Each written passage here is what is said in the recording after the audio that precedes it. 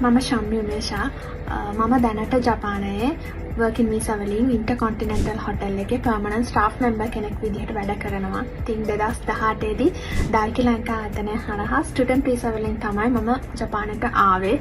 ඉතින් කියන්න ඕන අපි ලංකාවේ ඉන්නකොට N4 level එකට වෙනකන් exam කරා.